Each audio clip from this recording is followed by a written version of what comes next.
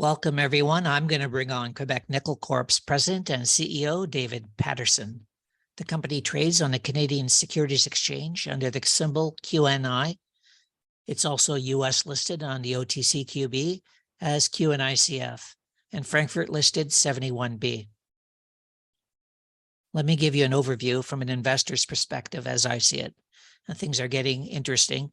The company announced news today that it had intersected greater than 1.25% nickel in Fortin Sill zone drilling, deeper down in a new step-out area. It adds new dimension to what's already an decent-sized deposit with spectacular grades.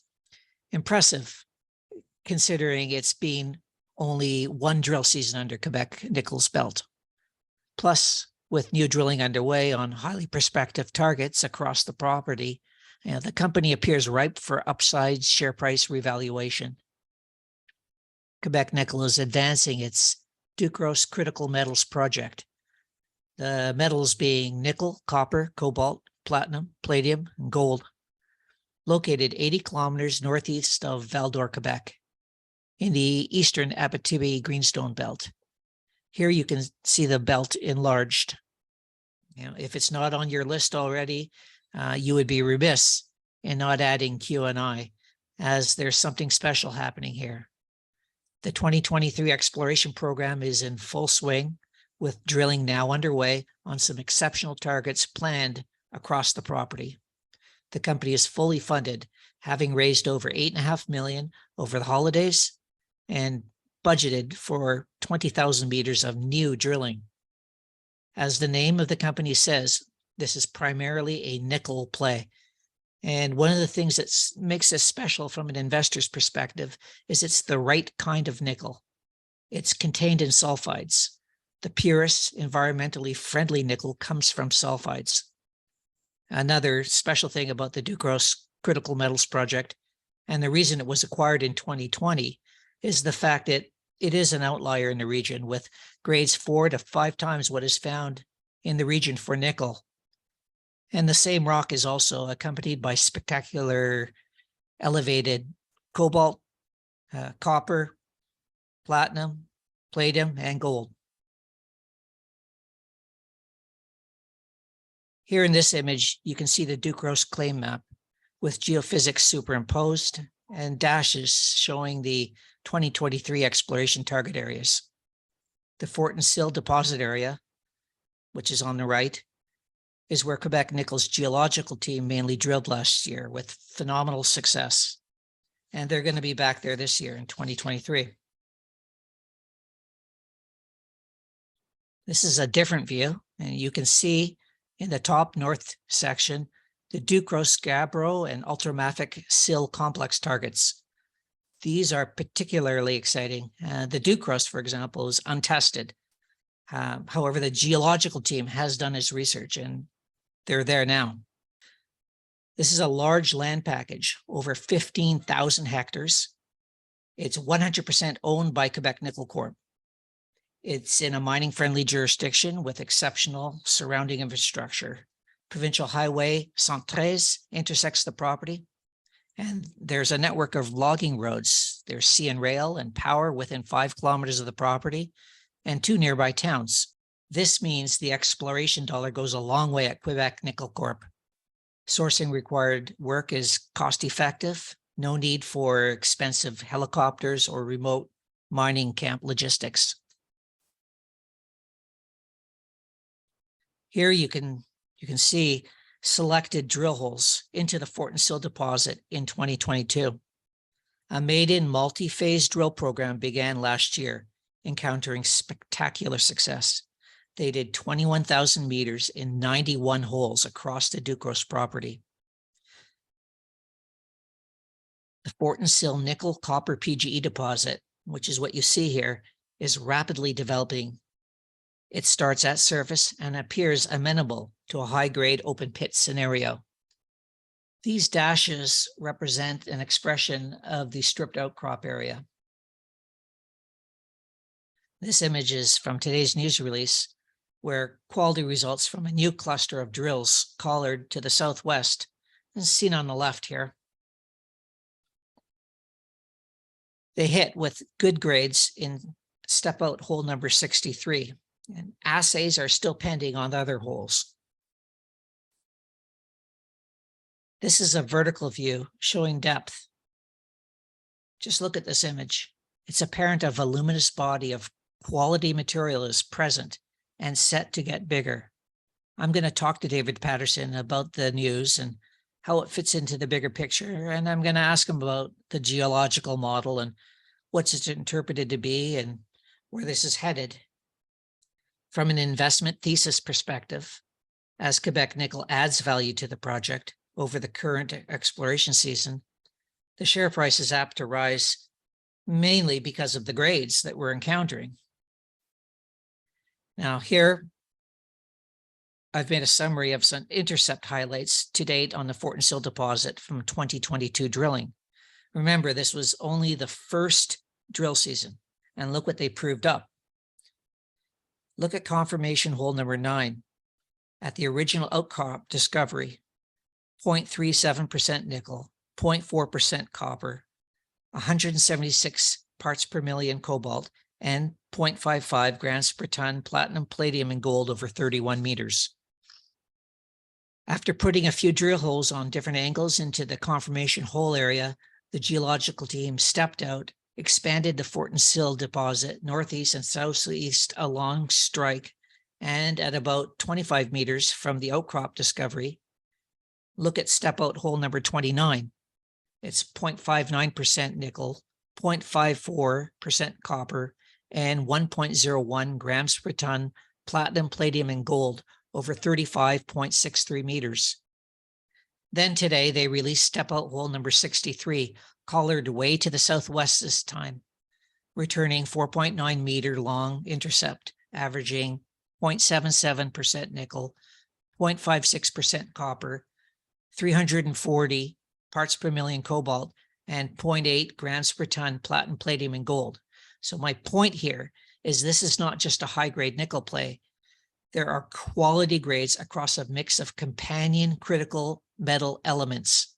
So in a mining scenario, when you add up all the elements in a scoop of this material, the nickel equivalent value is very high. And then consider the exceptional infrastructure, and this sets up a potential mining scenario with a low economic threshold. Here you can see on the right is the stripped outcrop region at the Fortin Sill deposit. The geological exploration team has generated a wealth of high conviction data sets, meaning new targets are highly prospective for discovery across the property this season. For those of you not familiar with him, David Patterson has been involved in the administration and finance of exploration companies for over 30 years, with a number of success stories under his belt. For example, he is the former CEO of Emerita Resources Corp. Besides being accomplished, he's also well educated. He holds a master's of business administration from Simon Fraser. Additionally, he is the co-founder and CEO of a well-known startup equity crowdfunding portal.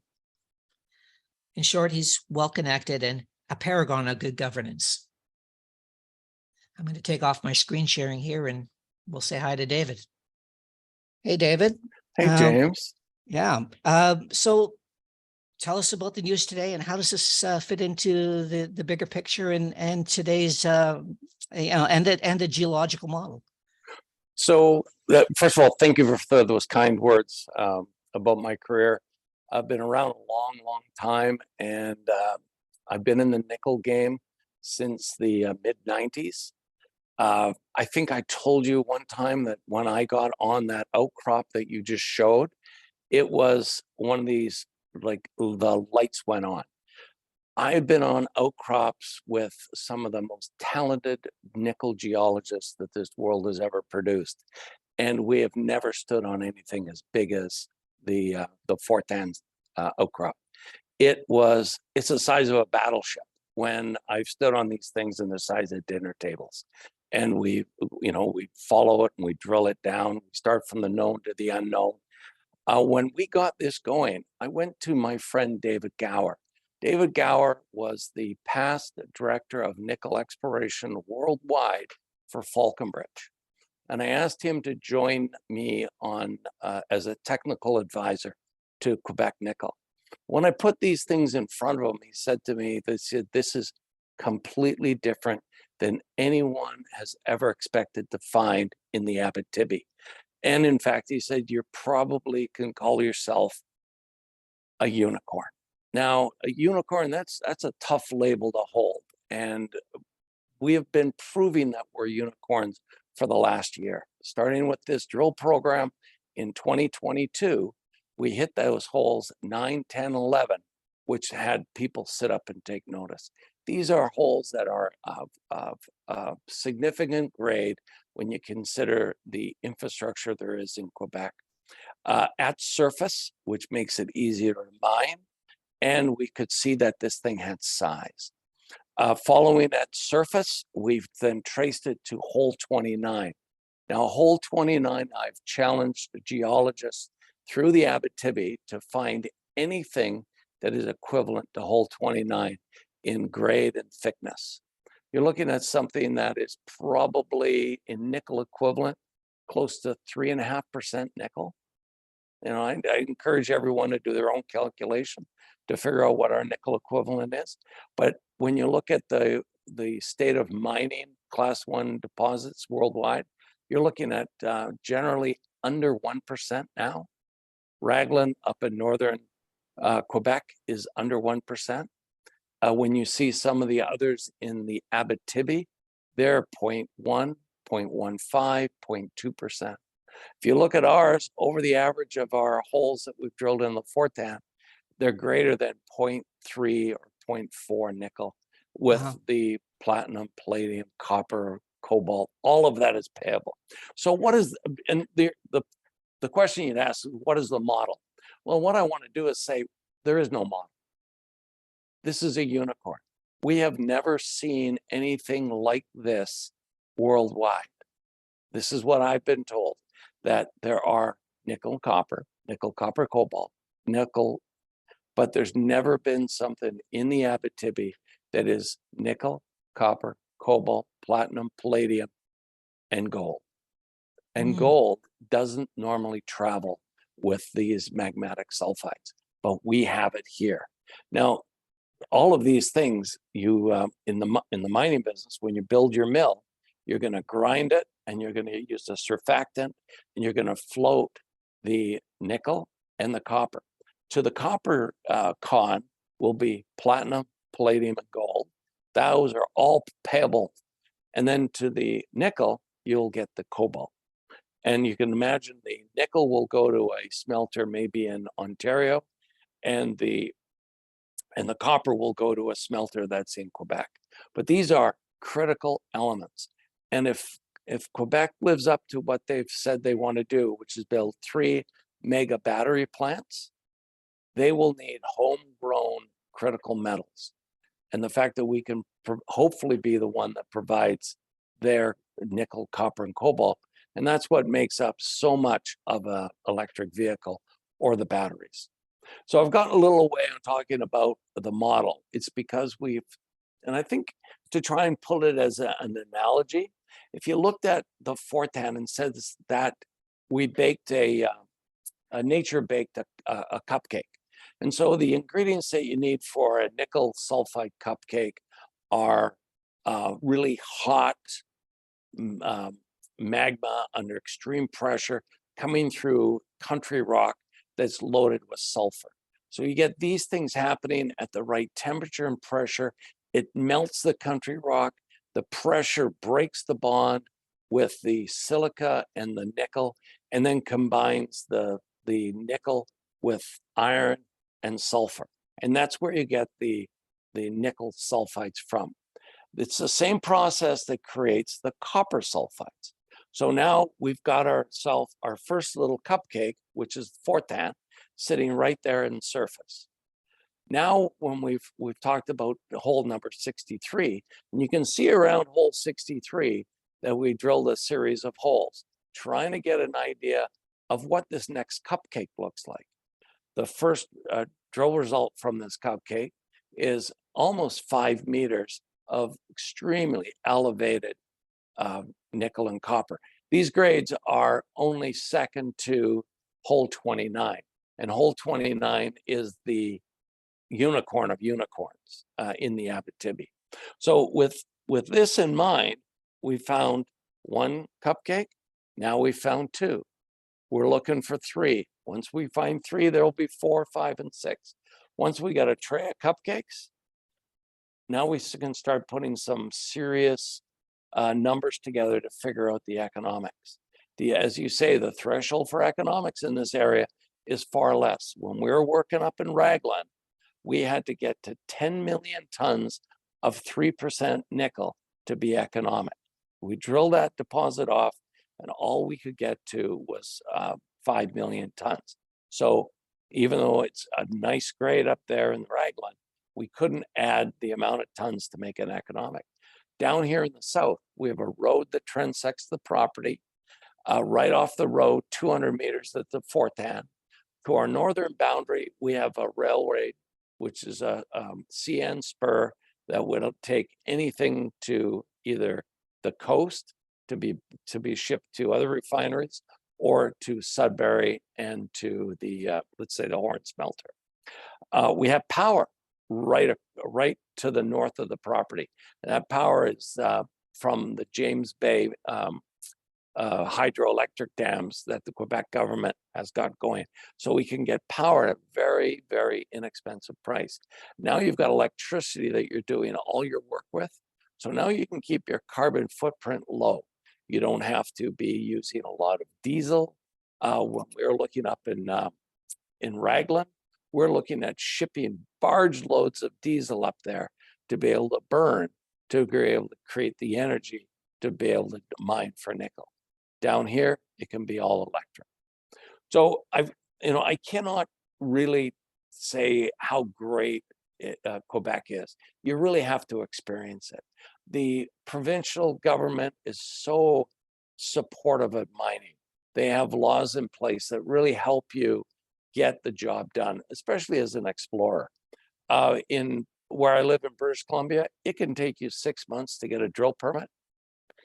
In Quebec, we have yet to come across a drill permit taking us longer than 3 weeks. The First Nations, they want development in the area. The various little towns in the area, Quévillon to our north, Senneterre to our south, are both built upon resource extraction. You look at all that, and then you throw on top of that the fact that there are Quebec institutional investors that will come in and support your company. Our last financing had 3 of these institutional investors: Sidex, SDBG, which is Society Development Bay James, and you have the CDPQ, which is the case, one of the largest funds in the world that have now become major shareholders of the company. They spent a lot of time doing due diligence. They wanted to see in our data room before they felt comfortable that this thing has legs. And we feel comfortable that it does. We raised $8.8 million in December in a very tough market. We're now deploying that. And we feel that with a 20,000 meter program, we're going to hit it hard in the Ducros on the west side of the property, what we call the Ducros Gabbro and the Ducros Ultramafic.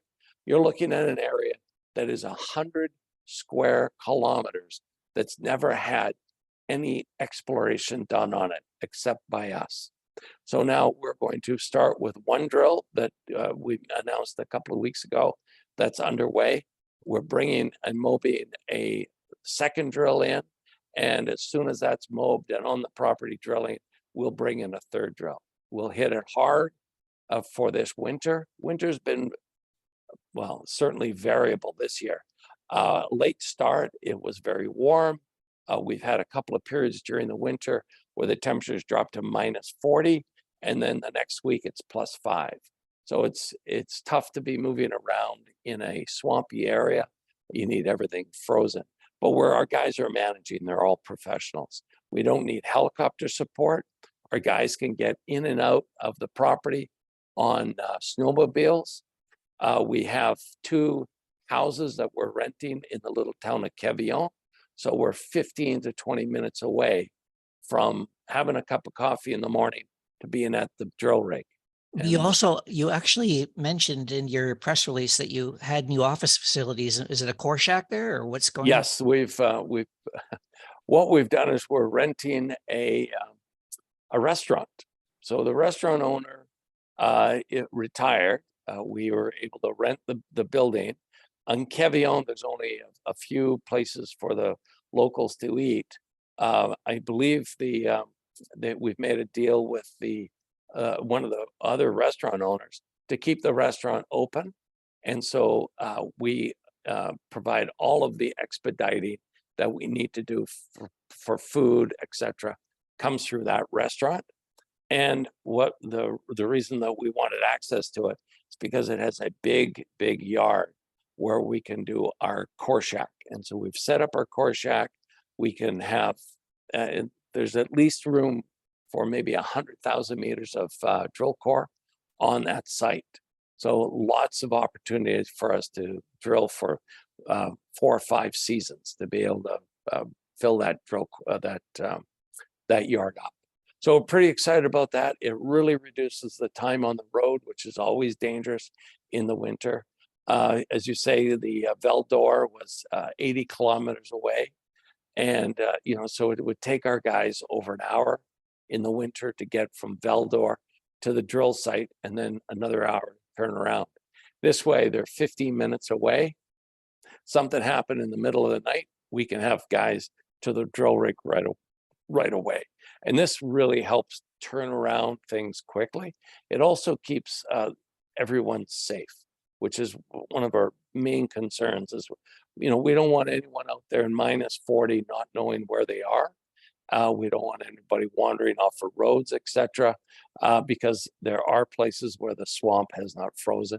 So it really allows us to keep track of our people and really to get the job done for drilling. Okay. And well, the drilling, you had a geological dream team, a tier 1 geological team with Gary DeShooter. He's leading it this year too? He's leading it this year, yeah. Gary's our VP Exploration. And on our board of directors, we have Christine Pesh, who has decades of experience with nickel companies. Richard Dufresne, who again, he was Falconbridge, then Anglo-American, decades of experience in nickel. Both of them and Gary are Montreal-born people. So, we want to have that part of our Quebec name really reflect in the people that are coming on board. Everyone in the field has been encouraged to speak French. This is important.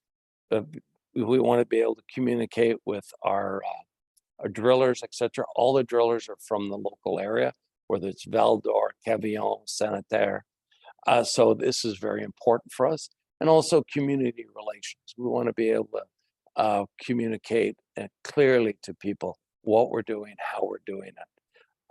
Many hunters in the area, we've reached out to them. We've explained to them what we're doing, and we stay out of the field when they're hunting. So you've got those people that are direct involved with the company. Then we have our technical advisors, and I mentioned David Gower as one of them.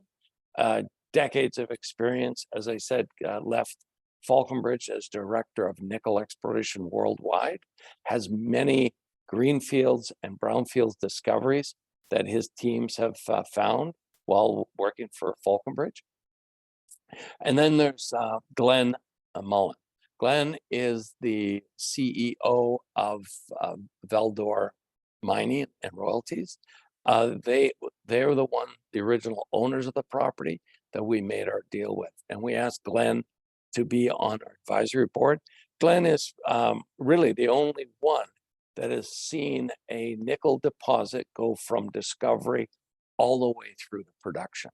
And they sold their company to Chinese back, I believe it was in the early 2000s, that they had found it, built it, and sold it. So he's got the experience. And this is like, as you said, this is tier one people. These are people that take nickel seriously, and it is one of the most interesting metals because it's not like what you see in VMS deposits where you're looking for these smokers that happen on the sea floor that you see all through the Abitibi. It's not like these quartz veins where they have gold. This is magmatic flows. They happen at the boundary of cratons, which would be considered continental size structures. These zones of weakness, they allow these fluids to come up. So I talked about how we bake a cupcake. You start with these fluids that start about 400 or 500 kilometers deep, and they come up under extreme pressure and temperature. When they get to the country rock, they are melting everything. Their temperatures are in the 2000 centigrade range and under incredible pressure. This helps break the bonds between the silica and the metals, whether it's a nickel or copper, and helps that then merge with the sulfur and the iron to form a nickel sulfide or a copper sulfide. And these are, as a nickel sulfide pentlandite, this is considered class 1 nickel. And it is the only nickel that trades right now on the LME. This is the big metals traders. When we heard a year ago about the big crises in metal, is because one of the big metal producers that produces nickel produces what's called a nickel pig iron. Now this is from a saprolite or a limonite. It's a big dirt moving exercise. They run it through a very hot oven. It melts everything. The product that comes out of it is really low grade. Can't be used for cathodes, stainless steel, etc. It has to be upgraded. And the company that was shorting nickel because they were selling this nickel pig iron got caught out, and they were caught in a short squeeze. And I believe nickel ran from where it is now at about $20,000 a ton. It ran to $100,000 a ton because of the nickel squeeze. Yeah. They were short the wrong nickel. Yeah, well, he was trying to hedge, I think, and he just hedged improperly because dirty laterite is sourced nickel is 20 times the carbon footprint. It's not equivalent, and he screwed up. Well, it's truly, they got themselves out over their skis for sure. And it was one of the major US banks that pretty much said, these guys are not going bankrupt, because if they go bankrupt, we go bankrupt. So LME, you better figure this out. And this is my opinion only, that there's enough pressure to say we're canceling all those trades that forced the shorts to get the run on the shorts. So it's the big boys are playing. They see that there's at risk of somebody going bankrupt. I've always loved nickel. It is it's one of those things. It is hard to find. It's finding nickel geologists with the kind of nickel expertise that we need to be able to find what we're hoping to find. Requires people like Christine Petch, Richard Dufresne, and certainly needs to be led by someone like Gary DeShooter. So much experience in the nickel space and so much success in their careers looking for nickel. Yeah, he did 6 years as part of the nickel generation team at Anglo American. That's right. And that's after he came from Falconbridge. That's right. Yeah. So you listed off a number of institutions that came in on the last round of where you raised your money to cover off this year's exploration. Good, solid companies. They don't even speculate. They invest after solid due diligence. But you had news today. I think there is a disconnect because the news was great, but the market for your share price, I think is tied to there's some warrants expiring shortly. And so there's basically a buying opportunity. Could you explain what's going on there? Oh, so in 2020, when I started the company, so maybe I'll just go back in history and say, it was in July of 2020. I was looking at the metal complex, saw nickel was a laggard. I reached out to my friend, Glenn Mullen. I knew that in 2008, that what I considered was a discovery hole, that they announced it. And of course, it was right in the middle of the Lehman crisis. So they put that property on the back burner. They're a gold royalty company, and they've done some tremendous work. Like Malartic is one of their royalties. And then they're being taken over by Gold Royalties out of New York. So an opportunity for us to come in and say, this is a nickel project that's orphaned within your gold royalty company. Here's what I'm prepared to do. We made the deal, and then we incorporated the company called Québec Nickel. We financed it with a lot of people that I had been involved with over the years in the nickel business. We did it at a nickel, and we had a half warrant for the financing. Again, this is in the middle of COVID. I wasn't able to travel to the property, which I would have done. So, I'm trying to do as much as I can remotely, Zoom calls, etc. And we had a goal of raising $1 million, and we raised about $1.5 million. Those $1.5 million became with a half warrant, and the half warrant's at 10 cents. That half warrant expires on March 12th. So we've got about, maybe 2 million of the, 10 plus million warrants. We're having those being exercised right now. But we reached out to our warrant holders just to let them know the expiry is coming up, allow them to make whatever decision they want to make on either exercising or allow it to expire. And we are seeing warrants coming in right now, which puts additional pressure on the stock, because it's new issues. You've got people that are paying 10 cents. They can sell it for 13 cents, 14 cents. And you can see when we started doing that awareness campaign of who has the warrants, we were trading at just under 20 cents. And we've now drifted as low as, I believe, 11 and a half cents today. I'm assuming that results will speak for themselves. I know that with this press release, many people that we've talked to over the years that are institutional shareholders are all coming back and wanting updates like what we're doing right now, because they see this as an investment. Right. Okay. Well, and so the drill is now on the Ducros Gabbro? Ducros Gabbro, and then we'll do, and blame me for being a promoter. You can see that brown smudge that we call the Ducros Gabbro. Right at the bottom of it, we call it the Q zone. A little cute. It's the Q zone.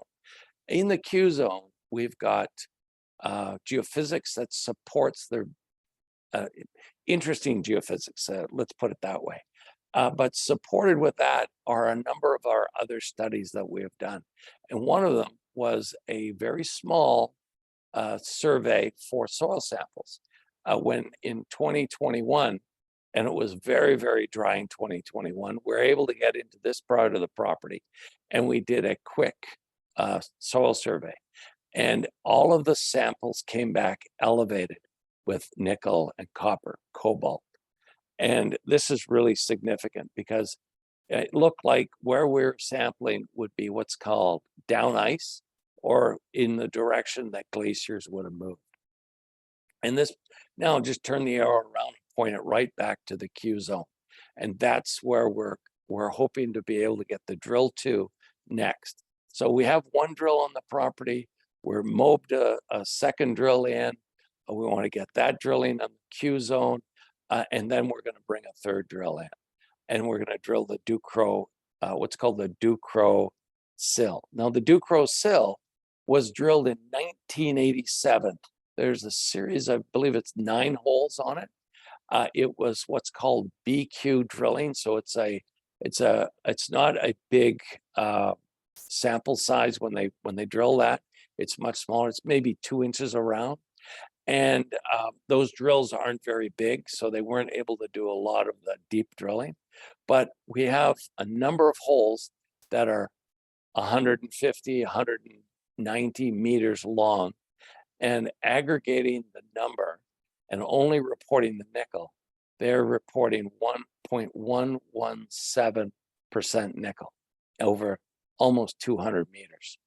We're looking at this and going, these holes were drilled in the middle of the sill. It didn't test the hanging wall or the footwall. They didn't sample it on 1 meter samples, and we cannot find their core. So we're going to go back there. When I look at just what these were announced in 1987, and I suggest to anyone that wants to dig deeper, go to our website or go to CDAR and look at our technical report. You can see the holes drilled in 87. These holes are really interesting because other companies in the Abitibi are announcing their average grade would be equivalent to this average grade.